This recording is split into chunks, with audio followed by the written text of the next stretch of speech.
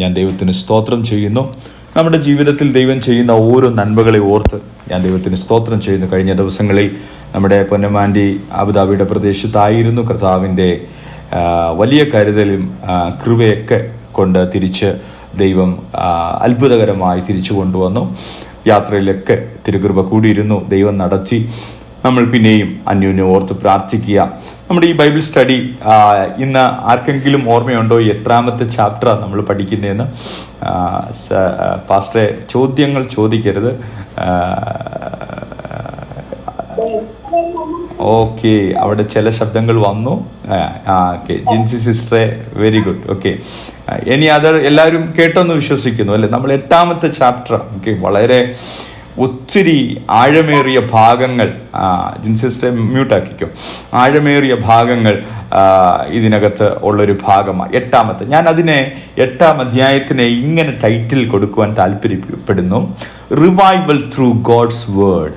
ദൈവത്തിൻ്റെ വചനത്തിൽ കൂടെയുള്ള റിവൈവൽ അല്ലെങ്കിൽ ഉണർവ്. ദൈവത്തിൻ്റെ വചനത്തിൽ കൂടെയുള്ള ഉണർവ്.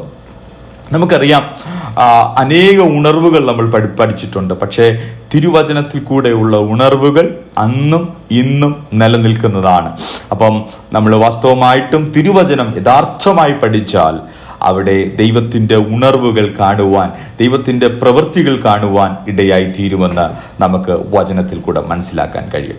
ഇവിടെ ആദ്യത്തെ 1ഉം 2ഉം വാക്യത്തിൽ സെൻട്രൽ റോൾ ഓഫ് പീപ്പിൾ, അതായത് മനുഷ്യരെ ഫോക്കസ് ചെയ്ത് പറയാം. 1ഉം 2ഉം വാക്യം വായിക്കുമ്പോൾ അവിടെ ഇങ്ങനെ കിടക്കുന്നത് വേർഡ് പീപ്പിൾസ്. അവിടെ നമ്മുടെ മലയാളം വാക്യത്തിൽ ഇങ്ങനെ കിടക്കുന്ന സകല ജനവും. അവിടെ 1ാം വാക്യത്തിൽ അങ്ങനെ എഴുതിയിട്ടുണ്ട്: അങ്ങനെ ഇസ്രായേൽ മക്കൾ തങ്ങളുടെ പട്ടണങ്ങളിൽ പാർത്തിരിക്കുമ്പോൾ 7ാം മാസത്തിൽ സകല ജനവും അവിടെ എഴുതി വെച്ചേക്കുക മുമ്പിൽ. അവിടെ ഒരു കാര്യമുണ്ട്. ദ പീപ്പിൾ ആദ്യമേ പറയാ സകല ജനവും. അവിടെ പീപ്പിൾ എന്ന് പറഞ്ഞ 13 പ്രാവശ്യം ഈ 8ാം അധ്യായത്തിൽ, നിങ്ങൾ സമയം കിട്ടുമ്പോൾ എണ്ണി നോക്കിയാൽ മതി, പാസ്റ്റർ പറയുന്നത് കറക്റ്റ് ആണോ. 13 പ്രാവശ്യം. അപ്പം ഞങ്ങളുടെ കുഞ്ഞുങ്ങളുടെ അടുത്ത് ഞങ്ങൾ എന്ത് ചെയ്യണം, അസൈൻമെന്റ് പോയി വായിക്കാൻ പറഞ്ഞാൽ അവർ കേൾക്കത്തില്ല. ഞാനൊരു നമ്പർ പറഞ്ഞിട്ട് ഇത് ശരിയാണോ എന്ന് വായിക്കാൻ പറഞ്ഞു കഴിഞ്ഞാൽ അവർ തീർച്ചയായിട്ടും എണ്ണി തിട്ടപ്പെടുത്തിയിട്ട് ഒന്നെങ്കിൽ കുറവാണെങ്കിൽ കുറവ്, അല്ലെങ്കിൽ കൂടുതലാണെങ്കിൽ കൂടുതലാണെന്ന് പറയും. അപ്പോൾ നമുക്ക് ഈ ദിവസങ്ങളിൽ എന്ത് ചെയ്യാൻ പറ്റുമെന്നറിയാമോ? 8ാം അധ്യായം വായിക്കുമ്പോൾ അതിനകത്ത് എത്ര പ്രാവശ്യം പീപ്പിൾ അല്ലെങ്കിൽ ജനം എന്നുള്ള രേഖപ്പെടുത്തിയിട്ട് 13 പ്രാവശ്യം. ഞാൻ വായിച്ചപ്പോൾ 13 കണ്ടത്. നിങ്ങൾ വായിക്കുമ്പോൾ അതിൽ കൂടുതൽ കണ്ടാൽ എന്നോട് പറഞ്ഞാൽ മതി, ഞാൻ അടുത്ത ആഴ്ച തിരുത്താം. ഓക്കെ, 13 പ്രാവശ്യം അവിടെ രേഖപ്പെടുത്തിയിട്ടുണ്ട്. അതുപോലെ തന്നെ സകല ജനവും, ഇത് ജനവും 13 പ്രാവശ്യം. അതുപോലെ ഈ 8ാം അധ്യായത്തിൽ 1 മുതൽ 12 വരെയുള്ള ഭാഗം വായിക്കുമ്പോൾ നമുക്കറിയാം 9 പ്രാവശ്യം സകല ജനവും എന്നെഴുതിയപ്പെടുന്നു. എന്ന് പറഞ്ഞാൽ ഇതൊരു പ്രൈവറ്റ് വചന പഠനമല്ല, എല്ലാവർക്കും ഉള്ളതായിട്ടുള്ള തിരുവചനത്തിന്റെ ഏടുകളെ പഠിക്കുവാൻ കൊടുത്തിരിക്കുന്ന വലിയൊരു കമ്മ്യൂണിറ്റി. ആ കമ്മ്യൂണിറ്റി നമ്മൾ വായിക്കുമ്പോൾ നമുക്കറിയാം അതിനകത്ത് പുരുഷന്മാരുണ്ട്, സ്ത്രീകളുണ്ട്, കുഞ്ഞുങ്ങളുണ്ട്. മനസ്സിലാക്കാൻ കഴിയുന്നത്, തിരുവചനം വായിച്ച് കേൾക്കുമ്പോൾ മനസ്സിലാക്കാൻ പ്രാപ്തിയുള്ള പുരുഷന്മാരുണ്ട്, സ്ത്രീകളുണ്ട്, അതുപോലെ കുഞ്ഞുങ്ങൾ അവിടെ കൂടി വന്നിട്ടുണ്ട്. അപ്പൊ ഇത് വായിക്കുമ്പോൾ നമുക്കറിയാം വചനം കേൾക്കാനുള്ളൊരു ദാഹം. നമുക്കറിയാലോ, ചില സഭകളിലൊക്കെ ഞാൻ മിക്കവാറും കേരളത്തിലായിരുന്നപ്പോൾ അനേക സഭകളിൽ പോകാറുണ്ട്. ചില സഭയിൽ പോയ വചനം കേൾക്കാൻ അവർക്കൊരു ദാഹമാണ്. അപ്പം വചനം കേൾക്കാനൊരു ദാഹം ഇവിടെ നമുക്ക് കാണാൻ കഴിയും. അതായത് ജനങ്ങളെല്ലാം കൂടെ ഒരുമിച്ച് കൂടി ഒരു 1ാമത്തെ സ്റ്റെപ്പ് അവരെടുക്കുക. അവരെന്താണ് പറയുന്നത്? തിരുവചനം കേൾക്കുവാനുള്ള വചനം. നമുക്കത് വായിക്കുമ്പോൾ താഴോട്ട് ഭാഗം വായിക്കുമ്പോൾ എന്തിനാ ഇത് വായിക്കുന്നതെന്നൊക്കെ പഠിക്കാം. അപ്പൊ ഇവിടെ ആരെ കൊണ്ട്? പുരുഷന്മാരുണ്ട്, സ്ത്രീകളുണ്ട്, എല്ലാവരും ഉണ്ട്. പഴയ നിയമം വായിക്കുമ്പോൾ നമുക്കറിയാം, അതായത് നമ്മുടെ പുരോഹിതന്മാരുടെ രീതികളൊക്കെ വന്നിട്ട് നമുക്കറിയാം. ആദ്യത്തെ ആലയം പണിതത് ശലോമോനാണ്. ശലോമോന് ശേഷം പണിത് നമുക്കറിയാം ഈ സെക്കൻഡ് ടെമ്പിൾ, അതായത് നമ്മുടെ എസ്രയുടെ നെഹമ്യാവിന്റെ കാലഘട്ടത്തിൽ പണിത രണ്ടാമത്തെ ആലയം. അതിനുശേഷം ഇതും തകർക്കപ്പെട്ടിട്ട് നമ്മുടെ യേശു ക്രിസ്തുവിന്റെ തൊട്ടു മുൻപ് പണിയപ്പെട്ട ഏകദേശം 40 വർഷത്തിലധികം എടുത്ത് പണിയപ്പെട്ട ദേവാലയം. അങ്ങനെ പല ദേവാലയങ്ങൾ പണിതിട്ടുണ്ട്. അപ്പം ദേവാലയങ്ങളിൽ പണ്ട്, അതായത് പഴയ നിയമത്തിൽ സ്ത്രീകൾക്ക് പ്രാധാന്യങ്ങൾ കുറവായിരുന്നു. ഓക്കെ, അങ്ങനെ ഇരിക്കുമ്പം ഇവിടെ എസ്രായുടെ നേതൃത്വത്തിൽ വരുമ്പോൾ അത് വചനം പുരുഷന്മാർക്ക് മാത്രമല്ല സ്ത്രീകൾക്കും കുഞ്ഞുങ്ങൾക്കും മനസ്സിലാകുന്ന എല്ലാവർക്കും പഠിക്കാവുന്ന രീതിയിൽ പഠിക്കാൻ ഒരുമിച്ച് കൂടുന്നതായിട്ട് നമുക്ക് കാണുവാൻ കഴിയും. അപ്പൊ നമുക്കറിയാം, യഹൂദന്മാർക്കറിയാം അവരെ ഈ തിരുവചനത്തിന്റെ ജനങ്ങൾ അല്ലെങ്കിൽ തിരുവഴുത്തിന്റെ മനുഷ്യരെന്ന് അറിയപ്പെടുന്നത്. അപ്പം ഇവരിങ്ങനെ വായിക്കുമ്പോൾ, പഴയ നിയമം വായിക്കുമ്പോൾ എന്താണ് കാണുന്നതെന്ന് അറിയാമോ? പുരോഹിതന്മാരും നേതൃനിരയിൽ നിൽക്കുന്നവരും ഒക്കെ ഫോക്കസ്ഡാ. പക്ഷേ ഇവിടെ എല്ലാവരും രണ്ടാമത്തെ വാക്യം വായിക്കുമ്പോൾ പുരോഹിതന്മാര് മാത്രമല്ല, ലേവ്യര് മാത്രമല്ല, തിരുവചനം കേൾക്കുന്ന എല്ലാവരും ഇത് അനുസരിക്കുവാനും പഠിക്കുവാനും പ്രവർത്തിക്കുവാനും വാഞ്ച ഉള്ളവരായിട്ട് നമുക്ക് കാണാൻ കഴിയും. അപ്പൊ നമുക്കറിയാം, നമ്മുടെ ചരിത്രമൊക്കെ പഠിച്ചു വായിക്കുമ്പോൾ നമുക്ക് മനസ്സിലാകും. ആദ്യമേ നമുക്കറിയാം, ഏർലി ചർച്ച്, അതായത് പഴയ നിയമത്തിൽ എല്ലാവരും, അതായത് പുരോഹിതന്മാർക്കും ലീഡേഴ്സിനും മാത്രമേ ബൈബിൾ ആക്സസബിൾ ആയിട്ടുള്ളായിരുന്നു. അതായത് എന്നും എല്ലാ സാധാരണപ്പെട്ട ജനങ്ങൾക്കും ഈ തിരുവെഴുത്ത് അല്ലെങ്കിൽ നമ്മളിപ്പം കയ്യിലിരിക്കുന്ന ഈ ടെക്സ്റ്റ് ടൈപ്പ് ബൈബിൾ ആരുടെ കയ്യിലില്ലായിരുന്നു. പക്ഷേ കുറെ നാൾക്ക് ശേഷം എവിടെയായി? ദേവാലയത്തിലായി, അതിനുശേഷം രാജകൊട്ടാരത്തിലായി. അപ്പം സമൂഹത്തിൽ ഹൈ ക്ലാസ്സിൽ നിൽക്കുന്നവർക്ക് മാത്രമേ തിരുവെഴുത്ത് വായിക്കാൻ കഴിയുമായിരുന്നു. അങ്ങനെ ഇരിക്കുന്ന സാഹചര്യത്തിലാ നമുക്കറിയാലോ, രാജാക്കന്മാര് തന്റെ സ്വന്തം കയ്യാൽ ഇത് എഴുതണം. അതായത് തിരുവെഴുത്ത്, അതായത് മോശയുടെ പഞ്ചഗ്രന്ഥം എഴുതി സൂക്ഷിക്കണമെന്നുള്ള ലോ ഉണ്ടായിരുന്നു. പക്ഷെ അങ്ങനെയൊക്കെ ഇരിക്കുമ്പം പിന്നത്തേതിൽ ഇങ്ങനെ വന്നു. ഓൾഡ് ടെസ്റ്റ്മെന്റ് ലീഡേഴ്സിനും പ്രീസ്റ്റിനും മാത്രം ഇരിക്കുമ്പം നമ്മുടെ ആദിമ സഭയ്ക്ക് എന്തെന്നറിയാമോ? Adopt the same principle. അതായത് എല്ലാവർക്കും ഇത് വായിച്ച് മനസ്സിലാക്കാമെന്നുള്ള ഒരു രീതിയിലേക്ക് എത്തി. അതിനുശേഷം നമുക്കറിയാം, പ്രൊട്ടസ്റ്റന്റ് റിഫോർമേഷൻ നമ്മൾ കണ്ടു. മാർട്ടിൻ ലൂതറിനെയൊക്കെ പറ്റിയൊക്കെ നമ്മൾ പഠിച്ചിട്ടുണ്ട്. അതായത് ഈ ബൈബിള് ഹൈ ക്ലാസ് അല്ലെങ്കിൽ ലാറ്റിൻ ഭാഷ അറിയപ്പെടുന്നവർക്ക് മാത്രം വായിച്ച് മനസ്സിലാക്കുന്ന, അതായത് പുരോഹിതന്മാർക്കും ലാറ്റിൻ ഭാഷ അറിയാവുന്നവർക്കും മാത്രം മനസ്സിലാക്കാൻ അറിയാവുന്ന ഒരു ഗ്രന്ഥമാക്കി മാറ്റിവെച്ചു. അപ്പൊ എന്ത് ചെയ്ത്? പാവപ്പെട്ടവർക്ക് ഇത് വായിക്കാൻ കഴിയത്തില്ല. അക്ഷരം അറിയാത്തവർക്ക് ഇത് മനസ്സിലാക്കാൻ കഴിയാത്തൊരു സാഹചര്യമായി. അങ്ങനെ ഇരിക്കുമ്പോഴാണ് അന്നേരമാണ് നമ്മൾ മാർട്ടിൻ ലൂതറിന്റെ നിയമത്തിലൊക്കെ പ്രൊട്ടസ്റ്റന്റ് റിഫോർമേഷൻ വന്ന സോളാ സ്ക്രിപ്റ്റോറ. നിങ്ങൾ ഒരുപക്ഷെ കേട്ടിരിക്കും. എന്താ? സ്ക്രിപ്ചറിലുള്ള authority, Bible as the sole authority for faith. മറ്റൊന്നുമല്ല, പുരോഹിതനല്ല, തിരുവെഴുത്താണ് വിശ്വാസത്തിന്റെ മാനദണ്ഡം. മനുഷ്യര് പറയുന്നതിനൊക്കെ അപ്പുറമായിട്ട്, നമ്മുടെ പ്രാക്ടീസിനെ കാട്ടി അപ്പുറമായിട്ട് എന്ത് തിരുവെഴുത്ത് പറയുന്നു അതാണ് സോളാ സ്ക്രിപ്റ്റോര എന്ന് പറഞ്ഞ authority. Bible as the sole authority for faith and practice. അതാണ് നമ്മൾ റിഫോർമേഷൻ പഠിച്ച്. എന്നിട്ട് ഇന്ന് പറയുന്നത് റിട്ടേൺ ടു ബിബ്ലിക്കൽ പ്രിൻസിപ്പിൾ. പ്രാക്ടീസിൽ നിന്നും കേട്ടുകഥയിൽ നിന്നൊക്കെ മാറി തിരുവചനം പഠിപ്പിക്കുന്ന പ്രിൻസിപ്പിളിലേക്ക് മടങ്ങി വരുവാൻ ഉള്ള ആഹ്വാനം. Every believer should read scripture. എല്ലാ വിശ്വാസികളും, ഇത് പ്രീസ്റ്റിന് മാത്രമല്ല, ഇന്നത്തെ കാലഘട്ടത്തിൽ പറഞ്ഞ പാസ്റ്റേഴ്സിന് മാത്രമല്ല, എൽഡേഴ്സിന് മാത്രമല്ല, എല്ലാ തിരുവെഴുത്തും എല്ലാ വിശ്വാസികൾക്കും വേണ്ടി ഓപ്പണായി കൊടുത്തിരിക്കുകയാണ് തിരുവചനം. അപ്പൊ നമുക്ക് it is to important to read the law.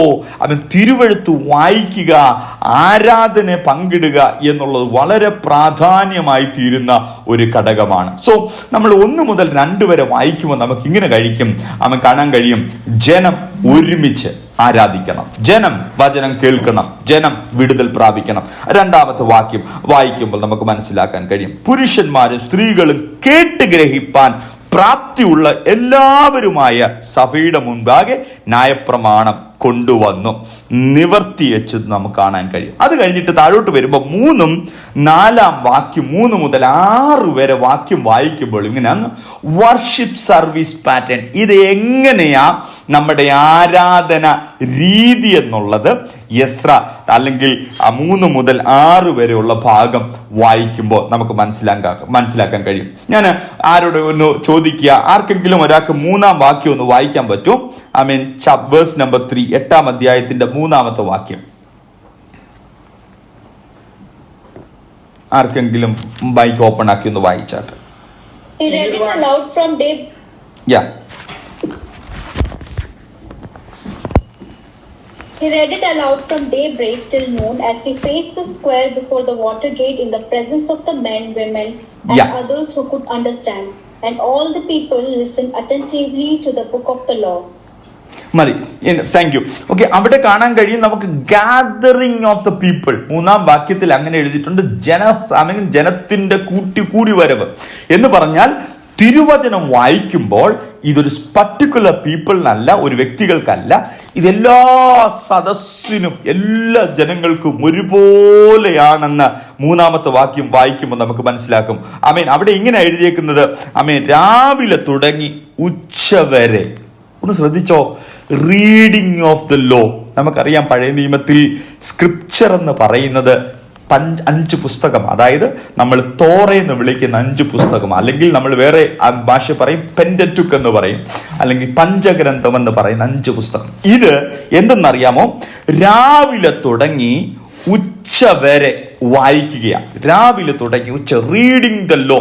അപ്പം തിരുവെഴുത്ത് പഠിക്കുമ്പോൾ ഒന്ന് വളരെ ഇമ്പോർട്ടന്റാ, അത് പഴയ നിയമത്തിൽ നെഹമ്യാവിന്റെ സമയത്ത് യെസ്ര അവർക്ക് പഠിപ്പിച്ചു കൊടുക്കുക. ആമീൻ. 1 മണിക്കൂർ. ഞാനൊരു കാര്യം പറയാം, ഇന്ന് തൊട്ട് ബൈബിള് വായിക്കണമെന്ന് ഞാൻ നിങ്ങളോട് പറഞ്ഞാൽ 1 അധ്യായം ഒരുപക്ഷെ നമ്മൾ വായിക്കാം. കൂടിപ്പോയാൽ ഞാനിപ്പോൾ സ്റ്റുഡൻസിനോട് പറയുമ്പോൾ അവർ വായിക്കും 5 അധ്യായം വായിക്കും. 6 മണിക്കൂർ ഇരുന്ന് വായിക്കാൻ പറ്റുമോ? രാവിലെ മുതൽ ഉച്ച വരെ ദൈവവചനം വായിക്കാൻ പറ്റുമോ? അത് വായിക്കാൻ അവർ എംഫസൈസ് കൊടുക്കുക. Reading the law, reading the scripture. അപ്പം വേണം ഇവര് സ്പെഷ്യൽ ഇന്റൻഷനിൽ ഇരുന്നാലേ ഇതൊക്കെ വായിക്കാൻ പറ്റും, അല്ലെങ്കിൽ കേൾക്കാൻ പറ്റും. നമ്മൾ തിരുവെഴുത്ത് വായിക്കുന്ന കേൾക്കാനാണെങ്കിൽ ഇന്ന് പല ആപ്പുകളുണ്ട് അല്ലേ, ബൈബിൾ ആപ്പുകളുണ്ട്, പല ഓൺലൈനിൽ നമുക്ക് കേൾക്കാൻ പറ്റും. പക്ഷെ എത്രത്തോളം നമ്മൾ കേൾക്കും? മാക്സിമം 1/2 മണിക്കൂർ പോട്ടെ. അത്രമാത്രം ഡെഡിക്കേറ്റഡ് ആണെങ്കിൽ 1 മണിക്കൂർ നിങ്ങൾ വചനം കേൾക്കുമെന്ന് വെച്ചോ. പക്ഷെ ഈ ജനമെല്ലാം അവിടെ ഇങ്ങനെ എഴുതി വെച്ചേക്കുന്നത് ശ്രദ്ധിച്ച് 3-ാം വാക്യത്തിന്റെ അവസാനത്തിൽ ഇങ്ങനെ കേട്ടത്, സർവ്വജനവും ഇൻക്ലൂഡിങ് ചിൽഡ്രൻസ്, ഓക്കെ, സർവ്വജനവും ശ്രദ്ധിച്ചു കേട്ടു. ഇപ്പം പലപ്പോഴും നമ്മൾ പല മീറ്റിങ്ങിലും പോയാൽ ജനത്തിന്റെ ശ്രദ്ധ കിട്ടുവാൻ ബാക്ക്ഗ്രൗണ്ടിൽ ചെറിയൊരു മ്യൂസിക് കൊടുക്കും. ഓക്കെ, എന്നിട്ട് പാസ്റ്റർ ക്രൂശീകരണം പ്രസംഗിക്കുമ്പോൾ ഒരു സാഡ് മ്യൂസിക് വരും, അല്ലെങ്കിൽ സന്തോഷത്തിന്റെ കാര്യം പ്രസംഗിക്കുമ്പോൾ നല്ല ഋതമുള്ള മ്യൂസിക് കൊടുക്കും, ഈ ജനത്തിന്റെ ശ്രദ്ധയൊന്ന് പിടിച്ചു പറ്റാൻ. പക്ഷെ നിങ്ങളൊന്നുകൊണ്ട് യഥാർത്ഥമായി വചനം തിരുവെഴുത്ത് വായിക്കപ്പെട്ടപ്പം ജനമെല്ലാം ശ്രദ്ധിച്ച് കേട്ടെന്ന് അവിടെ എഴുതി വെച്ചേക്കും. അവിടെ 5-ാമത്തെ വാക്യത്തെ ഇങ്ങനെ വായിക്കുന്നത്, അവരുടെ സകല ജനവും കാണുകെ പുസ്തകം തുടർന്ന്. പുസ്തകം എന്ന് പറഞ്ഞാൽ അന്നത്തെ കാലത്ത് പുസ്തകം ടൈപ്പ് ആയിട്ടില്ല, സ്ക്രോളാ, വളരെ ഹെവിയാ.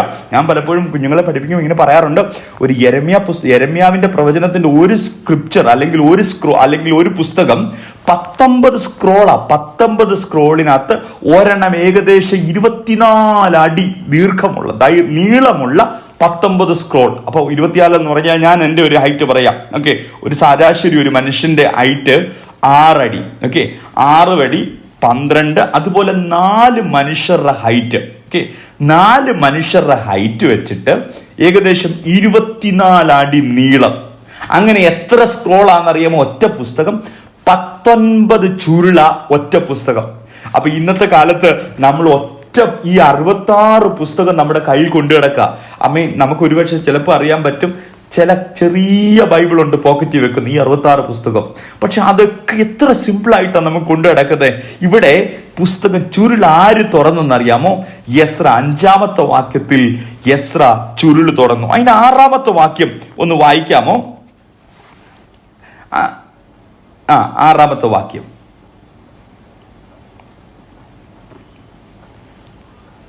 ഞാൻ വായിക്കാം. Ezra praised the Lord, the great God, and all the people lifted their hands. Yes Ezra എന്ത് ചെയ്തെന്നറിയാമോ? Praise the Lord. എസ്ര ദൈവത്തെ സ്തുതിച്ചു. ഓക്കെ, നിങ്ങൾ ഓർത്തോണേ, തിരുവെഴുത്ത് തുറന്നിട്ട് ദൈവത്തെ സ്തുതിച്ചപ്പം എന്താ എല്ലാരും ചെയ്തതെന്നറിയാമോ? All people standing in reverence. ദൈവത്തിന്റെ തിരുവെഴുത്ത് വായിച്ചപ്പോൾ ബഹുമാനത്തോടെ എഴുന്നേറ്റ് നിന്നു. ഞാൻ പലപ്പോഴും നമ്മൾ കാണുമ്പോൾ പറയാറുണ്ട്, നമ്മൾ ദൈവത്തെ ബഹുമാനിക്കുന്നതിൻ്റെ ഒരു അടയാളം നമ്മുടെ ഫേഷ്യൽ എക്സ്പ്രഷൻ വേണം, നമ്മുടെ രീതികൾ വേണം. പലപ്പോഴും നമുക്ക് ചെയ്യാൻ പറ്റുന്ന, നമ്മൾ കർത്തൃമേശ വരുമ്പോൾ നമ്മളിതായി ഇരിപ്പിടങ്ങളിൽ ഇരിക്കാതെ ഒന്ന് എഴുന്നേറ്റ് നിന്ന് ദൈവത്തെ ഒന്ന് ബഹുമാനിക്കാൻ. ഇവിടെ തിരുവെഴുത്ത് തുറന്നപ്പം എല്ലാവരും എഴുന്നേറ്റ് നിന്ന്. ഞാൻ പറയാറുണ്ട്, സങ്കീർത്തനം വായിച്ചിട്ട് കരങ്ങൾ ഉയർത്തി ദൈവത്തെ ഒന്ന് ബഹുമാനിക്കാൻ, കർത്താവേ ഒന്ന് ഓണർ ചെയ്യാൻ. ഇവിടെ എസ്ര സ്തുതിച്ചപ്പോൾ 5-ാമത്തെ വാക്യത്തിൽ ഇങ്ങനെ പറഞ്ഞത്, സകല ജനവും കാണെ പുസ്തകം തുറന്നു, വിടർത്തി, അവൻ സകല ജനത്തിനു മീതെ ആയിരുന്നു. അവിടെ വിടർത്തിയപ്പോൾ ജനമെല്ലാം എഴുന്നേറ്റു. പുസ്തകം തുറന്നപ്പോൾ ജനമെല്ലാം റെവറൻസ്, വേറൊന്നുകൊണ്ടല്ല, റെവറൻസ് എന്ന് പറഞ്ഞാൽ ബഹുമാനം കൊണ്ട്, തിരുവെടുത്ത് വായിക്കുന്നതിന്റെ ബഹുമാനം കൊണ്ട് എഴുന്നേറ്റ് നിന്നു. നമ്മൾ പലപ്പോഴും സങ്കീർത്തനം എഴുന്നേറ്റ് നിന്ന് വായിക്കാറുണ്ട്. എഴുന്നേറ്റ് നിന്നു. എസ്ര മഹാദൈവമായ യഹോവയെ സ്തുതിച്ചു. എല്ലാവരും എഴുന്നേറ്റ് നിന്നപ്പോൾ എസ്ര മഹാദൈവമായ യഹോവയെ സ്തുതിച്ചു. ജനമൊക്കെയും കൈ ഉയർത്തി ആമേൻ ആമേൻ എന്ന് പ്രതിവചനം പറഞ്ഞു. വണങ്ങി സാഷ്ടാംഗം വീണ് യഹോവയെ നമസ്കരിച്ചു. ഇതാണ് റിയൽ വർഷിപ്പ്. എവിടെ വചനം യഥാർത്ഥമായി പറയപ്പെട്ടോ, എവിടെ വചനം യഥാർത്ഥമായി ആമേൻ വായിച്ചു കേൾക്കപ്പെട്ടോ, ജനം ആദരവോടെ എഴുന്നേറ്റിട്ട് കരമുയർത്തി ആമേൻ ആമേൻ എന്ന് പറഞ്ഞ് ദൈവത്തിൻ്റെ സന്നിധിയിൽ കുമ്പിട്ട് ആരാധിക്കാൻ തുടങ്ങി. ഇതാണ് യഥാർത്ഥ റിവൈവൽ. ഞാനൊരു കാര്യം നിങ്ങളോട് പറയാം, പലപ്പോഴും മ്യൂസിക്കിന്റെ പിൻഗാമിയിലല്ലായിരിക്കണം നമ്മുടെ ആരാധന. പണ്ടത്തെ കാലത്ത് ഞാനൊരു 2 എക്സാമ്പിൾ പറയാം. എൻ്റെ കുഞ്ഞിലെ ഉള്ള സമയത്ത് ഞങ്ങളുടെ അവിടെ സൈഡിലുള്ള നമ്മളെല്ലാം കമ്പ് വെച്ച്, നമ്മുടെ ചർച്ചിൽ ഇരിപ്പുണ്ട്, അടിക്കുന്ന ഡ്രം ആയിരുന്നു അല്ലേ, എല്ലാവരും കമ്പ് വെച്ച് അടിക്കും. അപ്പം നമ്മുടെ വിചാരം എന്ന് പറഞ്ഞാൽ പാട്ടിന്റെ അവസാനം 2 സ്റ്റാൻസ നമ്മൾ വേഗത്തിൽ പാടും. വേഗത്തിൽ പാടിയിട്ട് ഡ്രമ്മിന്റെ റിതം കൂട്ടിയിട്ട് അതായിരിക്കണം ആരാധനയെന്ന് ചിന്തിക്കുന്ന ഒരു സമൂഹമായിരുന്നു നമ്മൾ. പക്ഷെ ഞാനും അങ്ങനെ തന്നെ വിചാരിച്ചിരുന്നു. അത് കഴിഞ്ഞിട്ടാണ് ഞാൻ രാജസ്ഥാനിൽ ചെന്നത്. രാജസ്ഥാനിൽ ഞാൻ ഒരുപക്ഷെ ഇത് പറഞ്ഞിട്ടുണ്ട്, ഒരു ഗ്രാമത്തിൽ ചെന്നു. ഏകദേശം ഉദയപൂരിന്ന് ഏകദേശം 55 കിലോമീറ്റർ ഗ്രാമത്തിൽ കൂടെ സഞ്ചരിച്ച് കുറേ നടന്ന് ഞങ്ങളൊരു ചർച്ചിൽ ചെന്നു. അവിടെ ചെന്നപ്പോൾ ചർച്ചെല്ലാം നിറഞ്ഞ് തിങ്ങിയിരിക്കുക. അപ്പം നമ്മുടെ ഇന്നത്തെ കാലത്തെ മോഡേൺ എക്യുപ്മെന്റ് ഒന്നും അവിടെ ഇല്ല. അവിടെ ഉള്ളത് ഡോലക്ക്. നമുക്കറിയാം, ഒരു 2 ഡോലക്ക് എന്ന് പറഞ്ഞാൽ നീളമുള്ള, നമ്മുടെ ചെണ്ടയുടെ കണക്ക് നീളമുള്ള 2 സൈഡിലും അടിക്കുന്ന ഡോലക്ക്. ഇവര് പാട്ട് പാടി ചെറുതായിട്ട് ആരാധിക്കാൻ തുടങ്ങിയപ്പോൾ ഇതിനകത്തുനിന്ന് എഴുന്നേറ്റ് നിന്ന് അവർ നൃത്തം ചെയ്യാൻ തുടങ്ങി. ഞാൻ ഇതല്ലല്ലോ പഠിച്ചത്. എൻ്റെ ചർച്ചിൽ പാട്ടിന്റെ അവസാനം പാട്ട് പാടുന്നവർ റിതം അല്ല ടെമ്പോ കൂട്ടി സ്പീഡിൽ പാടുമ്പം, ഡ്രം സ്പീഡി അടിക്കുമ്പോൾ പറഞ്ഞ അന്യഭാഷയാണല്ലോ എൻ്റെ രീതിയിൽ, എന്തോ വ്യത്യാസമുണ്ടല്ലോ എന്ന് ചിന്തിച്ചു. നിങ്ങൾക്കറിയാമോ, ആരാധനയുടെ രീതി എന്നെ അവിടെ വെച്ച് ദൈവം പഠിപ്പിച്ചു. നമ്മൾ എത്രത്തോളം ദൈവത്തെ അറിയുന്നോ അത്രത്തോളം ദൈവത്തിന് ബഹുമാനം കൊടുക്കും, അത്രത്തോളം ദൈവത്തിന് പ്രസാദങ്ങൾ നമ്മൾ കൊടുക്കും. ഞാൻ ഇന്ന് രാത്രികാലം ഞാൻ ഒരു കാര്യം നിങ്ങളോട് പറയാം. തിരുവചനം കേൾക്കുമ്പോൾ ആ തിരുവചനത്തിന്റെ മുമ്പിൽ റെസ്പോണ്ട് ചെയ്യുവാൻ ദൈവം നിങ്ങൾക്ക് കൃപ തന്നാൽ, അത് മനസ്സിലാക്കി അതിനെ ആദരിക്കാൻ ദൈവം കൃപ തന്നാൽ, ഇന്ന് രാത്രികാലം ഞാനൊരു ദൂത് പറയാം, അതാണ് യഥാർത്ഥ ആരാധന. ഞാൻ മറ്റേത് ആരാധന അല്ലെന്നല്ല ഞാൻ പറയുന്നത്, പക്ഷേ തിരുവചനത്തിന്റെ മുമ്പിൽ നമ്മൾ റെസ്പോണ്ട് ചെയ്യുന്നവരാണ്. തിരുവചനത്തിന്റെ മുമ്പിൽ കരയുന്നവരാകണം. തിരുവചനത്തിന്റെ മുമ്പിൽ ആമേൻ പറയുന്നവരാകണം. ഞാൻ എപ്പോഴും എല്ലാ സഭയിലും പറയുന്ന ഒരു കാര്യമാണ്, വചനം പ്രസംഗിക്കുമ്പോൾ നിങ്ങൾ റെസ്പോണ്ട് ചെയ്യണം. എനിക്കറിയാം ഞാൻ എൻ്റെ ഹൃദയത്തിൽ പറയുന്നുണ്ടെന്ന് പോരാ.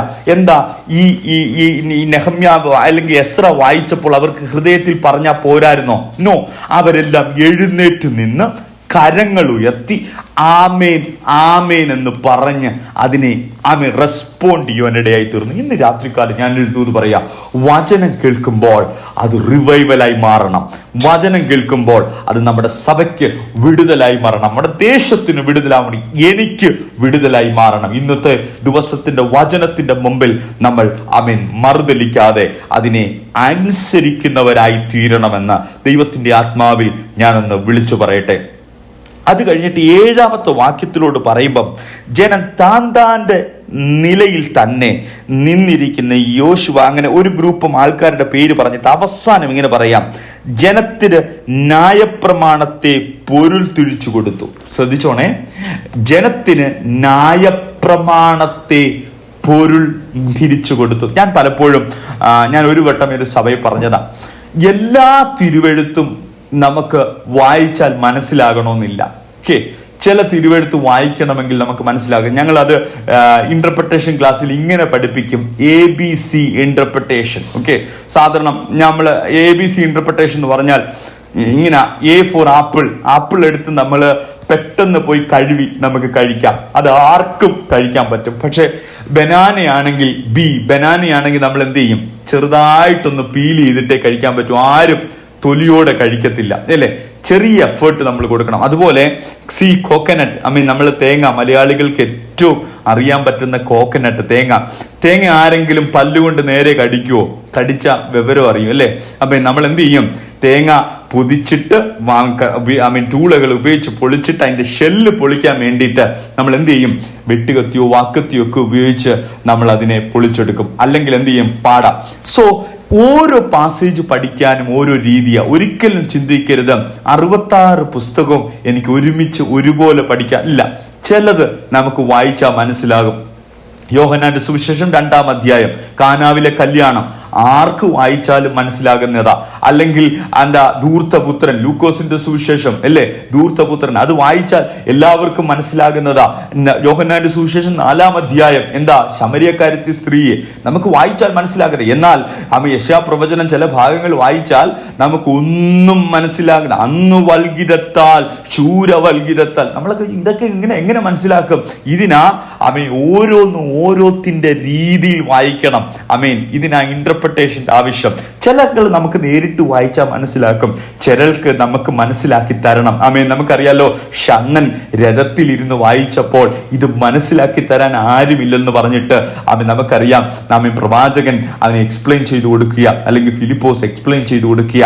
നമുക്കറിയാം ഇതെല്ലാം അതിൻ്റെതായ രീതിയിൽ പഠിക്കണം. ഞാൻ ഒരു കാര്യം നിങ്ങളോട് പറയാം, തിരുവെഴുത്ത് പഠിക്കുമ്പോൾ അതിനെ ഇന്റർപ്രറ്റ് ചെയ്ത് കൊടുക്കണം, അതിന് മനസ്സിലാക്കി കൊടുക്കണം. അപ്പൊ നമ്മൾ വായിച്ച ഭാഗം 8ാമത്തെ വാക്യത്തിന്റെ അവസാനം ഇങ്ങനെ എഴുതിയേക്കുന്നേ, ജനത്തിന് ന്യായപ്രമാണത്തെ പൊരുൾ തിരിച്ചു കൊടുത്തു. ആരാ? യസ്ര. നമുക്കറിയാം യസ്ര ഒരു ന്യായശാസ്ത്രീയ, വചനം നന്നായിട്ട് അറിയാവുന്ന ആളാ. അദ്ദേഹം എന്ത് ചെയ്തെന്നറിയാമോ? അതിന്റെ പൊരുൾ തിരിച്ചു കൊടുത്തു. അതിന്റെ 10ാമത്തെ വാക്യത്തിൽ ഇങ്ങനെ കിടക്കുന്നത്, നിങ്ങൾ ചെന്ന് മിഷ്ടാംഗ ഭോജനം മധുരപാനീയവും കഴിക്കുക. അപ്പം അതുകൊണ്ട് മാത്രമല്ല, ഒരു ഫെലോഷിപ്പ് മീൽ, ഇത്ര മാത്രം കൊണ്ടല്ല അവസാനിച്ചത്, ഒരു മധുരപാനീയവും ഒരു ഫെലോഷിപ്പ് മീൽ. നമ്മൾ പലപ്പോഴും ഈറ്റിങ്ങിന് എതിരാ, പക്ഷെ തിരുവെഴുത്തി പഠിക്കുമ്പം ഇതെല്ലാം കഴിഞ്ഞിട്ടൊരു ആഹാരം കൊടുത്താലും തെറ്റില്ല, അത് നല്ല കാര്യമാണ്. അപ്പം നിങ്ങൾക്കും ഇഷ്ടാംഗ ഭോജനം കഴിക്കാം. നമ്മൾ പലപ്പോഴും ഇന്നത്തെ കാലത്തിൽ ഇതിന് പകരം മധുരപാനീയത്തിന് പകരം കൊക്കക്കോളയും പെപ്സിയും കുടിക്കും അല്ലെ, അതും തെറ്റില്ല, ഞാൻ അതിന് എതിരല്ല. നിങ്ങൾക്ക് പറ്റുന്ന ഇതായിട്ട് കുടിക്കുന്നതിന് കുഴപ്പമില്ല. പക്ഷെ ഇതൊക്കെ പറയുന്നതിന്റെ കാര്യം എന്തെന്നറിയാമോ? വർഷിപ്പ് സർവീസ് പാറ്റേൺ, ഈ ആരാധന രീതിയുടെ പാറ്റേൺ നെഹമ്യാവ് പറഞ്ഞു കൊടുക്കുക 1 മുതൽ 6 വരെ. അടുത്ത കാര്യമാണ് തിരുവെഴുത്ത് വളരെ ഇമ്പോർട്ടൻ്റ് ആയിട്ട് പറയുന്നത്, ഇമ്പോർട്ടൻസ് ഓഫ് ഗോഡ്സ് വേർഡ്. ദൈവവചനത്തിന്റെ പ്രാധാന്യത വളരെ ഗ്രാഹ്യമായിട്ട് പറഞ്ഞു കൊടുക്കുക. എൻ്റെ സമയം ഓടിക്കൊണ്ടിരിക്കുക, ഞാൻ വേഗത്തിൽ നിങ്ങൾക്കതിനെ ലിസ്റ്റായിട്ട് പറഞ്ഞു തരാൻ കഴിയും. നമുക്കറിയാം, നമ്മൾ 3-ാമത്തെ വാക്യത്തിൽ ആൾറെഡി വായിച്ചു, എസ്ര റീഡ് ഫോർ 6 hours. നിങ്ങൾക്കറിയാമോ, എസ്ര വായിച്ചു 6 മണിക്കൂർ. ഇന്ന് നമുക്കറിയാം പലരും വായിക്കുവാൻ വേണ്ടിയിരിക്കും. കഴിഞ്ഞ ഞങ്ങൾ ബാംഗ്ലൂരുള്ള സമയത്ത് ഇത് റെക്കോർഡ് ചെയ്യാൻ വേണ്ടി റേഡിയോക്കാർ ഞങ്ങളെ വിളിച്ചു. അപ്പം ഞങ്ങൾ വായിക്കാനും ഞങ്ങൾ ശബ്ദം കൊടുക്കുമ്പോൾ ഒരു അരമണിക്കൂറിനകത്ത് എത്ര തെറ്റുകളൊക്കെ വരുമെന്നറിയാമോ. പക്ഷെ കുറച്ച് നേരം നമ്മൾ അരമണിക്കൂർ വായിച്ചിട്ട് നമുക്ക് റിഫ്രഷ്മെന്റ് ഉണ്ട്. എന്തെന്നറിയാമോ, അവിടെയുള്ള സാധനങ്ങളൊക്കെ നമുക്ക് കഴിക്കാം. പക്ഷെ എസ്ര വായിക്കുക 6 മണിക്കൂർ വായിച്ചു. വായിക്കുന്നവൻ തളരാതെ വായിക്കുമ്പം കുഞ്ഞുങ്ങളും സ്ത്രീകളും പുരുഷന്മാരും വചനത്തിന് ഇമ്പോർട്ടൻറ്റ് കൊടുത്ത് അറ്റൻറ്റീവ്ലി, നമുക്കറിയാം വെറുതെ കേട്ടു എന്നല്ല. എനിക്കിപ്പോ കുറെ പേരുടെ മുഖം കാണാം കേട്ടോ, വീഡിയോ ഓഫ് ചെയ്ത് കാണുന്നവർ എനിക്കറിയാം പറ്റാത്തത് കൊണ്ടാ. പക്ഷെ അറ്റൻറ്റീവ്ലി കാണുന്ന, ശ്രദ്ധയോടെ കാണുന്ന കുറെ പേര് എന്ത് പറഞ്ഞാലും തലയാട്ടി. ഞാൻ എപ്പോഴും പറയാറുണ്ടല്ലോ, ചില സഭയിലൊക്കെ പോയി കഴിഞ്ഞാലുണ്ടല്ലോ, നമ്മൾ അറിയാത്ത തോട്ട്സുകൾ ഇങ്ങനെ വരും, നമ്മൾ പ്രിപ്പയർ ചെയ്യാത്ത തോട്ട്സുകൾ. ആ മുഖം ഒന്ന് കാണുമ്പോൾ, അവരുടെ അറ്റൻറ്റീവ്നെസ് കാണുമ്പോൾ നമ്മൾ അറിയാത്ത ദൈവാത്മാവിന്റെ ആ പ്രേരണ ഉണ്ടല്ലോ, ഇങ്ങനെ വന്ന് നമുക്ക് പ്രസംഗിക്കാനും വചനം പഠിപ്പിക്കാനും തോന്നും. എന്നാൽ ചിലടത്ത് പോയാൽ ഒന്നും തോന്നത്തില്ല. നമ്മളുടെ മുഖം കാണുമ്പം 6 മണിക്കൂർ അറ്റൻറ്റീവായിട്ട് വചനം കേൾക്കുന്ന, അതായത് ഇമ്പോർട്ടൻസ് ഓഫ് ഗോഡ്സ് വേർഡ്. ഞാൻ പറയട്ടെ, നമ്മുടെ ശുശ്രൂഷയിൽ വചന ശുശ്രൂഷ വളരെ പ്രാധാന്യമുള്ളതാ. ഇന്നത്തെ കാലഘട്ടത്തിൽ വചന ശുശ്രൂഷ ശോഷിച്ച് വചനം വേണ്ടാന്നായിരിക്കുന്ന കാലഘട്ടമാ. പക്ഷെ തിരുവചനത്തിന്റെ അടിസ്ഥാനത്തിൽ, നെഹമ്യ സിനഗോഗ് വർഷിപ്പിന്റെ അടിസ്ഥാനത്തിൽ പറയട്ടെ, നമുക്ക് ഏറ്റവും പ്രധാനപ്പെട്ടത് വേണ്ടത് തിരുവെഴുത്തിന്റെ അവസാനം. അതുകൊണ്ടാ നമ്മളുടെ ശുശ്രൂഷയിൽ മണിക്കൂറുകളോളം വചന ശുശ്രൂഷ പ്രസംഗിക്കപ്പെടുന്നത്. കാര്യം വചനത്തിനെ ഒരു വ്യക്തിനെ മാറ്റുവാൻ കഴിയൂ, വചനത്തിനെ രോഗികളെ സൗഖ്യമാക്കുവാൻ കഴിയൂ, വചനത്തിനെ ഭൂതങ്ങളെ അലട്ടി ഓടിക്കുവാൻ കഴിയൂ. വചനത്തിന് ചെയ്യുവാൻ കഴിയാത്തതായിട്ടൊന്നുമില്ല. സോ ഇവിടെ കാണാൻ കഴിയും 6 മണിക്കൂർ. നമുക്കറിയാം, ഇത് പലരും പല അഭിപ്രായം പറയുന്നുണ്ട്. ഇത് പഞ്ചഗ്രന്ഥം മൊത്തം വായിച്ചാൽ ഒരുപക്ഷെ 6 മണിക്കൂർ കൊണ്ട് തീർക്കാൻ കഴിയുന്നില്ലെന്ന് പറയുന്ന ഒരു സമൂഹമുണ്ട്. എന്നാലും ചിലർ പറയുന്നുണ്ട്, ഇല്ല, ഇത് സെലക്ടഡ് പോർഷൻ മാത്രം എടുത്ത് ജനത്തിന് മനസ്സിലാക്കുവാൻ വായിച്ചു കൊടുക്കുന്നതായിട്ട് മനസ്സിലാക്കുന്നുണ്ട്. ഒന്നുമില്ലെങ്കിലും നമുക്കറിയാം വളരെ രീതിയിൽ എക്സ്പ്ലെയിൻ ചെയ്ത് കൊടുക്കുന്നതായിട്ട് നമുക്ക് കാണാൻ കഴിയും. അത് മാത്രമല്ല, വചനം വായിക്കുക, അത് വായിക്കുക മാത്രമല്ല ചെയ്തത്, എക്സ്പ്ലെയിൻഡ്. എന്തിനാ എക്സ്പ്ലെയിൻ ചെയ്തത് നമുക്കറിയാം. അതിന്റെ ആ ബാക്ക്ഗ്രൗണ്ടിലൂടെ ഞാനൊന്ന് പറയാം. ഇസ്രായേൽ മക്കള് ഇസ്രായേൽ ആയിരുന്നപ്പോൾ, അല്ലെങ്കിൽ യഹൂദയിലായിരുന്നപ്പോൾ അവർക്ക് എന്താ ഭാഷ അറിയാവുന്നതെന്ന് അറിയാമോ?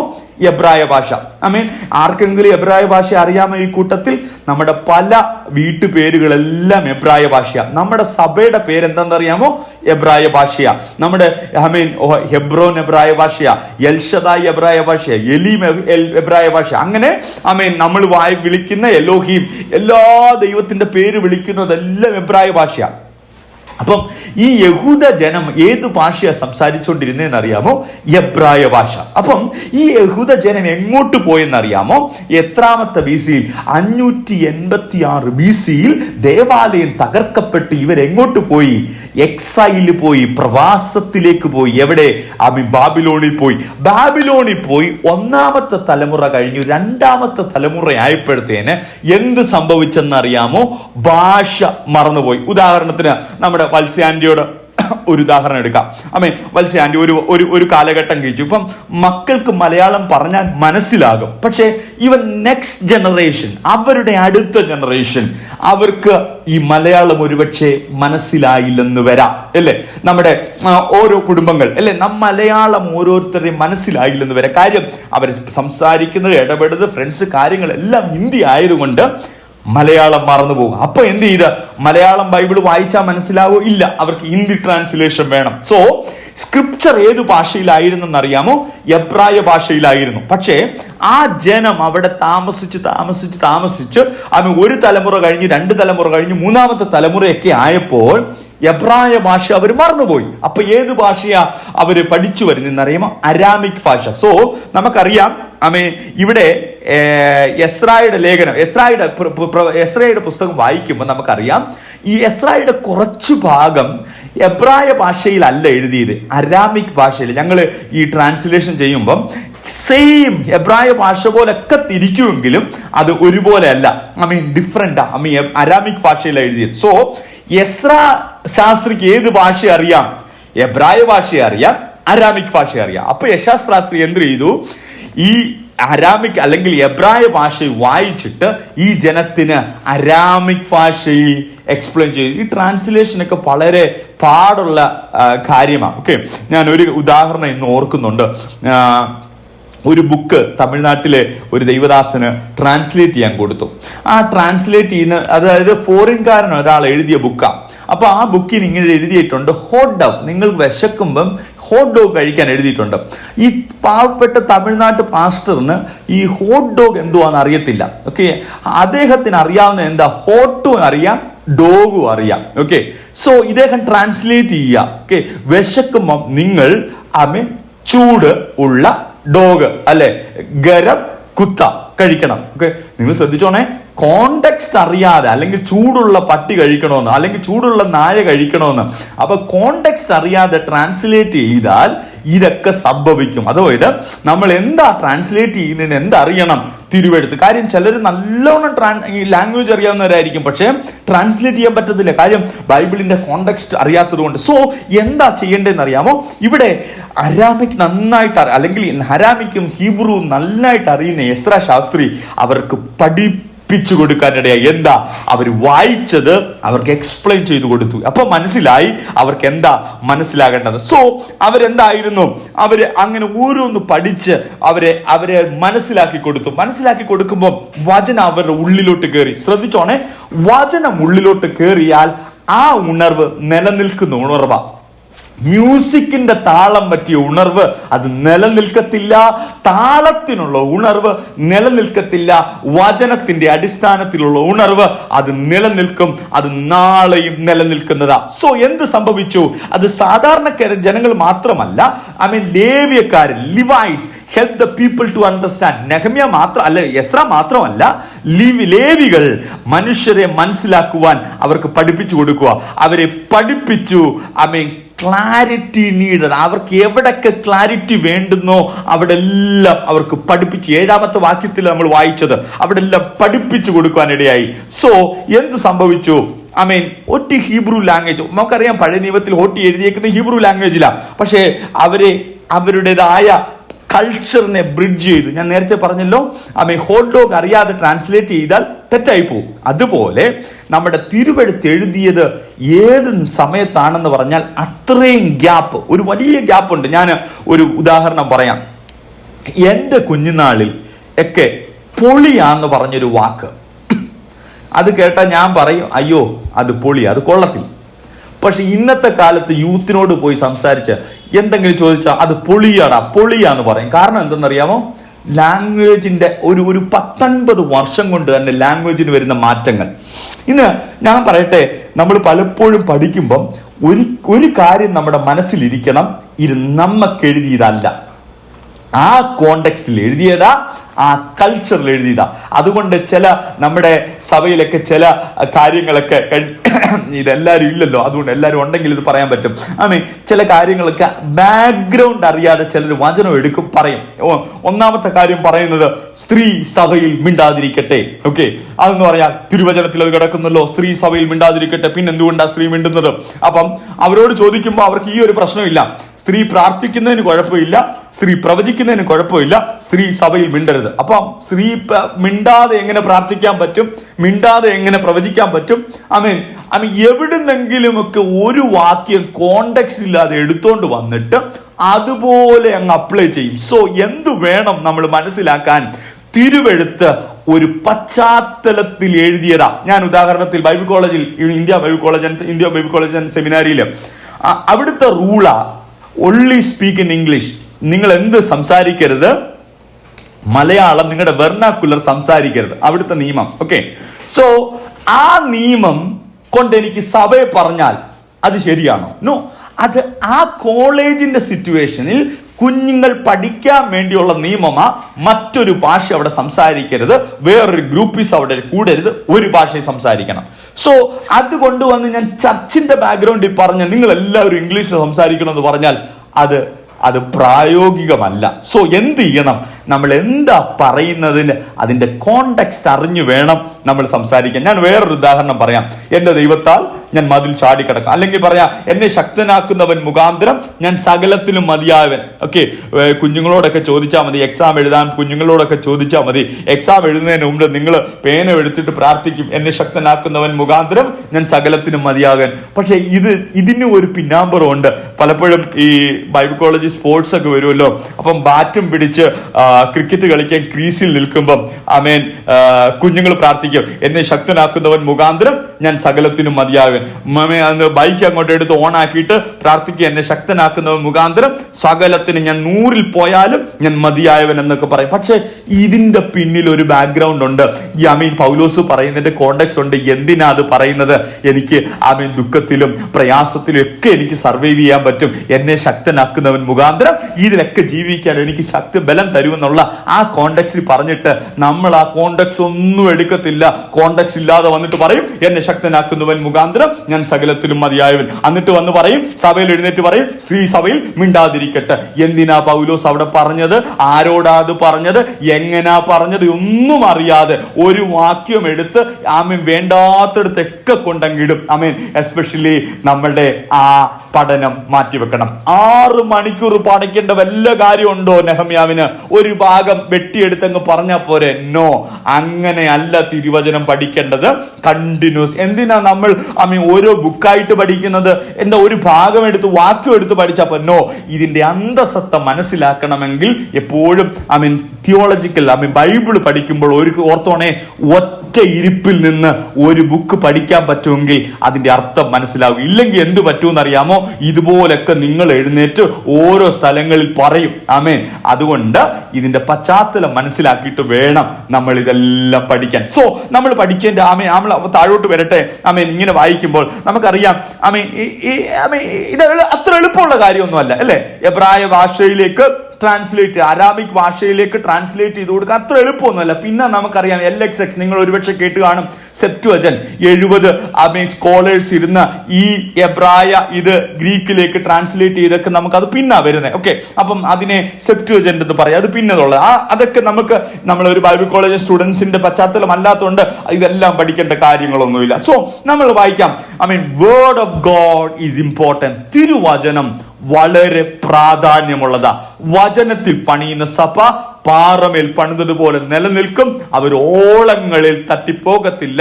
തിരുവചനം പറഞ്ഞു മനസ്സിലാക്കണം. ഇല്ലെങ്കിൽ എന്തിനാ നെഹമ്യാവ് പഠിപ്പിക്കേണ്ട വല്ല കാര്യം ഉണ്ടായിരുന്നോ? ലേവികൾ പഠിപ്പിക്കേണ്ട വലിയ കാര്യം ഉണ്ടായിരുന്നു? ഒന്നുമില്ലായിരുന്നു. പക്ഷേ ഇതെല്ലാം മനസ്സിലാക്കി കൊടുത്തു.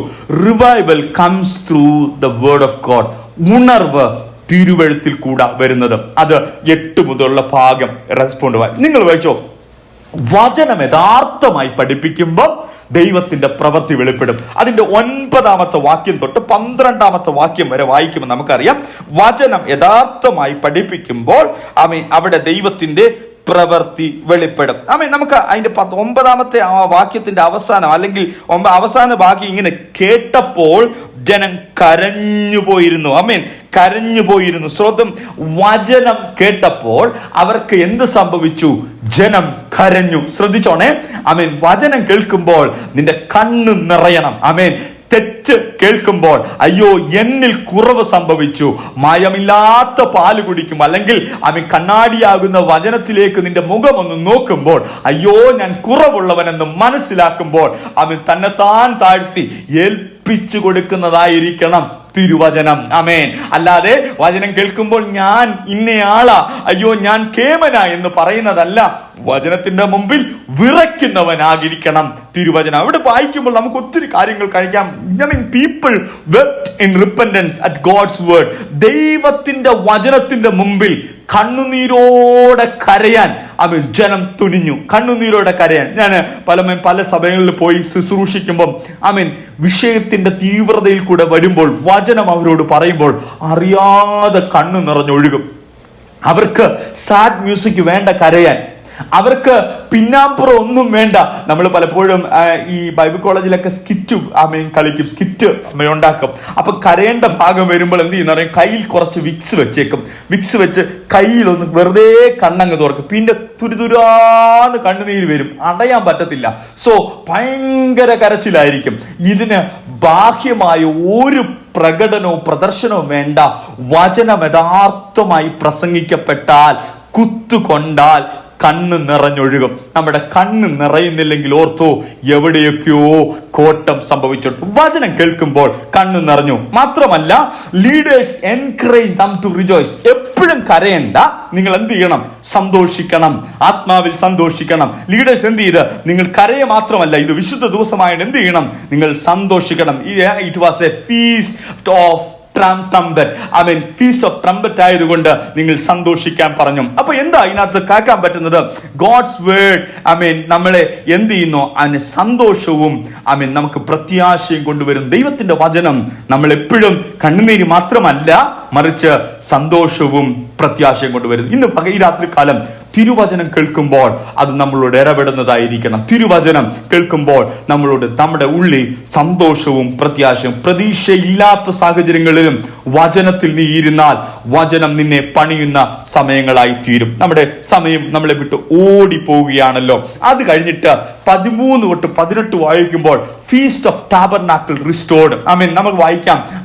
ആ 11 നിങ്ങൾക്ക് വീട്ടിൽ പോയി സമയമുള്ളപ്പോൾ വായിച്ചോ, വീട്ടിലിരിക്കുമ്പോൾ. 13 തൊട്ട് 18 വായിക്കുമ്പോൾ നമുക്ക് leaders continue to study scripture in Ezra. നമുക്കറിയാം ഇതെന്ത് ചെയ്യുന്നു, എൽഡേഴ്സ് വചനം കേട്ടിട്ട് അവർ പോയില്ല, അവരെന്ത് ചെയ്ത് വചനത്തിൽ നിലനിന്നു. എൽഡേഴ്സ് എന്ത് ചെയ്തെന്ന് അറിയാമോ, അവര് പോയില്ല. അവർക്ക് മനസ്സിലായി ഇത് ബാഹ്യമായി കിട്ടുന്ന മ്യൂസിക്കിന്റെ ഉണർവല്ല. ഞാൻ കുറെ വട്ടം മ്യൂസിക് പറഞ്ഞു, മ്യൂസിക് തെറ്റെന്നല്ല, മ്യൂസിക് വേണം, ദേവാലയത്തിൽ മ്യൂസിക് വേണം, മ്യൂസിക്കിന്റെ ഇമ്പോർട്ടൻസ് ഉണ്ട്. ആസാഫും കൂട്ടരും ഇതിനു വേണ്ടി തെരഞ്ഞെടുത്തവരാ, ഇതിന് വേണം, വേണ്ടെന്നല്ല ഞാൻ പറയുന്നത്. പക്ഷേ ബാഹ്യമായ റിതംസിലാകരുത് നമ്മുടെ റിവൈവൽ, ബാഹ്യമായ ടെമ്പോയിലാകരുത് നമ്മുടെ റിവൈവൽ. ടെമ്പോ അല്ലെങ്കിൽ ഡ്രമ്മിൽ നിൽക്കുമ്പോൾ നിൽക്കുന്നതായിരിക്കരുത് നമ്മുടെ ആരാധന, മറിച്ച് വചനം കേട്ടിട്ട് റിജോയ്സ് ഇൻ ദ ലോർഡ്, ദൈവത്തിൽ സന്തോഷിക്കുന്നവരായി തീരുവാൻ. പരിശുദ്ധാത്മാവ്, ഞാനൊരു കാര്യം ചോദിച്ചോട്ടെ, വചനം കേൾക്കുമ്പോൾ എത്ര പേർക്ക് തുള്ളാൻ പറ്റുന്നുണ്ട്, ഹൃദയം തുള്ളുന്നുണ്ട്? നമുക്കറിയാലോ, എമ്മോസിലേക്ക് പോയ ശിഷ്യന്മാർ യേശുവിന്റെ കൂടെ നടന്നു, അവരറിഞ്ഞില്ല അത് യേശുവാണെന്ന്. ജീവനുള്ള വചനം കേൾക്കുമ്പോൾ അവരുടെ ഉള്ളം തിളച്ചുകൊണ്ടിരുന്നു. ഇന്ന് രാത്രി തിരുവചനം കേൾക്കുമ്പോൾ നിന്റെ ഉള്ളം ഓർത്തോ, നിന്റെ ഉള്ളിൽ ആത്മാവുണ്ട്, അത് പ്രവർത്തിക്കുകയാ. പരിശുദ്ധാത്മാവിൽ ഞാൻ അടിവരയിട്ട് പറയുകയാ. ഈ ദിവസങ്ങളിൽ നമ്മൾ എന്ത് ചെയ്യണം? ദൈവത്തിന്റെ തിരുവചനത്തിൽ അടിസ്ഥാനമിട്ട് മുന്നോട്ട് പോകണം. ലീഡേഴ്സ് പെട്ടെന്ന് തിരിഞ്ഞു പോയില്ല, അവർ അവിടെ നിന്നു തിരുവചനം കേൾക്കുവാൻ പിന്നെയും കൂടി വന്നു. നമുക്കറിയാം, ഈ തിരുവഴുത്ത് വായിക്കുമ്പോൾ നമുക്ക് വ്യക്തമായിട്ട് ഒന്ന് കാണാൻ കഴിയും. അവിടുത്തെ ഈ 2 ഫെസ്റ്റിവൽ അവിടെ നടക്കുന്നത്. ഒന്ന് ഹാർവസ്റ്റ് ഫെസ്റ്റിവലും ഡേ ഓഫ് അറ്റോൺമെന്റ്, രണ്ടും കൂടെ ഒന്നായിട്ടാണ് നടക്കുന്നത്. പക്ഷെ ഇവരെന്ത് ചെയ്യുന്ന അറിയാമോ, ഈ അറ്റോൺമെന്റ് അല്ലെങ്കിൽ അവർ മരുഭൂമിയിലായ ആ ഓർമ്മ അവർ മറന്നു കളഞ്ഞു. മറിച്ച് അവരൊന്ന് മാത്രമേ ഓർക്കുന്നുള്ളൂ. എന്തെന്നോ, ഹാർവസ്റ്റ് ഫെസ്റ്റിവൽ, കൊയ്ത്തിന്റെ ഫെസ്റ്റിവൽ. നമുക്കറിയാം, രൂത്തിന്റെ പുസ്തകം വായിക്കുമ്പോഴൊക്കെ ഹാർവസ്റ്റ് ഫെസ്റ്റിവൽ വായിക്കാം എന്ന് പറഞ്ഞാൽ നന്മ കിട്ടുമ്പോൾ സന്തോഷിക്കുന്ന ആ ഫെസ്റ്റിവൽ മാത്രമേ അവർ ഓർക്കുന്നുള്ളൂ. പക്ഷേ അവർ മറന്നുപോയത് തിരുവചനം വായിച്ചപ്പോൾ അവർക്ക് ഓർമ്മ വന്നു, അവർ ആ വചനത്തിലേക്ക് മടങ്ങി വന്നു. ഇന്ന് രാത്രികാലം ഞാൻ നിങ്ങളോടൊരു കാര്യം ചോദിച്ചോട്ടെ, ഏതെങ്കിലും ഭാഗത്തിൽ മടങ്ങി വരണമെങ്കിൽ ഇന്ന് രാത്രികാലം പരിശുദ്ധാത്മാവ് നിങ്ങളോട് പറയുന്നത്, തിരുവചനം കേട്ടിട്ട് മടങ്ങി വരണം. തിരുവചനം കേട്ടിട്ട് മടങ്ങി വരണം. ഏതാ അവർ തെറ്റിപ്പോയെന്ന് എങ്ങനെ മനസ്സിലാക്കിയെന്ന് നമുക്കറിയാമോ? ഏതാ അവർ തെറ്റിപ്പോയെന്ന് മനസ്സിലാക്കി? എന്താ, അവർക്ക് ഫെസ്റ്റിവൽ ഓഫ് ഹാർവസ്റ്റ് ഉണ്ട്, പക്ഷെ ദൈവം നടത്തിയ വിധങ്ങൾ അവർ മറന്നുപോയി. ഞാനൊരു കാര്യം പറയാം. കഴിഞ്ഞ 40 വർഷം മരുഭൂമിയിൽ കൂടെ മന്ന കൊടുത്ത് ദൈവം നടത്തിയെങ്കിൽ, കഴിഞ്ഞ 40 വർഷം നിനക്ക് വെള്ളം തന്ന് മാറയെ മധുരമാക്കി ദൈവം നടത്തിയെങ്കിൽ, അത് മറന്നു കളയുന്ന അനുഭവമാകാതെ ഈ ദിവസങ്ങളിൽ വചനത്തിലേക്ക് മടങ്ങി വരുമ്പോൾ നടത്തിയ ദൈവം ഓർമ്മപ്പെടുത്തും, ഇന്നലകളിൽ ഞാൻ എങ്ങനെ നടത്തിയെന്ന്. നമുക്ക് ഈ അധ്യായത്തിൽ എന്തൊക്കെയാ പഠിക്കാനുള്ളത്? Revival begins when the people see God's way together. ഒരു കൂട്ടരല്ല, ഒരുമിച്ച് ദൈവവചനം അന്വേഷിക്കുമ്പോൾ ദൈവത്തിന്റെ ഉണർവ് നമ്മുടെ ഇടയിൽ വെളിപ്പെടും. രണ്ടാമത്തത്, Bible is not for all, Bible is for all believer, not just for leaders. Bible എന്ന് പറഞ്ഞാൽ, തിരുവെഴുത്ത് എന്ന് പറഞ്ഞാൽ എല്ലാവർക്കും വേണ്ടി ഇതാ, നമ്മുടെ ലീഡേഴ്സിന് മാത്രമല്ല. ഇന്ന് രാത്രികാലം ഞാനൊരു കാര്യം നിങ്ങളോട് പറയാം. തിരുവെഴുത്ത് നമുക്ക് വേണ്ടിയിട്ടാ നമ്മൾ ഓരോരുത്തരും വായിച്ചു പഠിക്കേണ്ടത് അത്യാവശ്യമാ. മൂന്നാമത്തെ കാര്യം, God's word must be read, explain and apply. തിരുവചനം എനിക്ക് നല്ല ഗിൽറ്റുള്ള ബൈബിൾ ഉണ്ടെന്ന് പറഞ്ഞ് അടച്ചു വെക്കാനല്ല, ഓരോ വ്യക്തികളും അത് തുറന്ന് വായിക്കേണ്ടതാണ്, അത് മനസ്സിലാക്കേണ്ടതാണ്, അത് ജീവിതത്തിൽ അപ്ലൈ ചെയ്യേണ്ടതാണ്. മൂന്നാമത്തത്, repentance and joy go in hand in true worship. മാനസാന്തരവും സന്തോഷവും, ഞാൻ മാനസാന്തരത്തിന്റെ കണ്ണുനീര് മാത്രമെന്ന് പറയരുത്, മാനസാന്തരവും സന്തോഷവും ഒരുമിച്ച് പോണം നമ്മുടെ ആരാധനയിൽ. ചിലപ്പോൾ നൃത്തം ചെയ്ത് ദൈവത്തെ ആരാധിക്കണം, ചിലപ്പോൾ കണ്ണ് നിറഞ്ഞ് ദൈവത്തെ ആരാധിക്കണം. ദൈവം ചെയ്ത് നടത്തുന്ന ഓർത്താൽ കണ്ണ് നിറഞ്ഞൊഴുകും. നിന്റെ പാപം ക്ഷമിച്ച് നിന്നെ ഇവിടെ കൊണ്ടുവന്നത് ഓർത്താൽ കണ്ണ് നിറഞ്ഞൊഴുകും. ദൈവത്തിന്റെ നിത്യത ഓർത്താൽ നൃത്തം ചെയ്ത് ആരാധിക്കണം. So repentance and joy go hand in hand in true worship. എന്ത് ചെയ്യണം? നമ്മൾ ഒരുമിച്ച് കൊണ്ടുപോകണം. Last, obedience to God's word bring blessing and lasting joy. മനുഷ്യർ നമുക്കറിയാം, അവര് കേട്ട ഉടനെ അവരെന്ത് ചെയ്യുന്ന അറിയാമോ? എന്ത് വെട്ടാൻ പോയി? വിറക് കമ്പുകൾ വെട്ടിക്കൊണ്ടുവന്ന് ബൂത്ത് എന്തുണ്ടാക്കി? ടെന്റ് ഉണ്ടാക്കാൻ പോയി. കാരണം എന്താ? അവരുടെ ഫെസ്റ്റിവൽ ആചരിക്കാൻ അവർ ചെയ്യുന്നവരായി. അവർ ആലയത്തിൽ മാത്രം, അല്ലെങ്കിൽ ആ ഗേറ്റിന്റെ അവിടെ മാത്രം നിന്നവരല്ല, അത് പ്രവർത്തിക്കുന്നവരുമാകി. സോ നമുക്കെന്ത് മനസ്സിലാക്കാം? For Christian, God's living word Bible is more important than any other thing.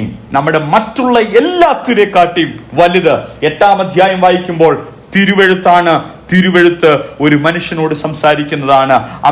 ആദിയിൽ വചനമുണ്ടായിരുന്നു, വചനം ദൈവത്തോടു കൂടിയായിരുന്നു, വചനം ദൈവമായിരുന്നെങ്കിൽ ഇന്ന് രാത്രി ഈ വചനം കേൾക്കുമ്പോൾ അത് വിടുതലായി മാറണം. ഇന്ന് രാത്രി ഈ വചനം കേൾക്കുമ്പോൾ അത് ബലമായി മാറണം. അത് ഒരുമിച്ച് നമ്മൾ ഇരിക്കുമ്പോൾ നമുക്ക് കണ്ണുകൾ അടയ്ക്കാം, പ്രാർത്ഥിക്കാം. നമ്മൾ ഒരുമിച്ച് പ്രാർത്ഥിച്ചാട്ട്. ഇപ്പം ഡാഡി ജോയ് ജോസഫ് ഡാഡി ഇപ്പോൾ ശബ്ദമുയർത്തി പ്രാർത്ഥിക്കാവുന്നതാണ്. സ്തോത്രം. നല്ല ഈ രാത്രി സമയത്ത്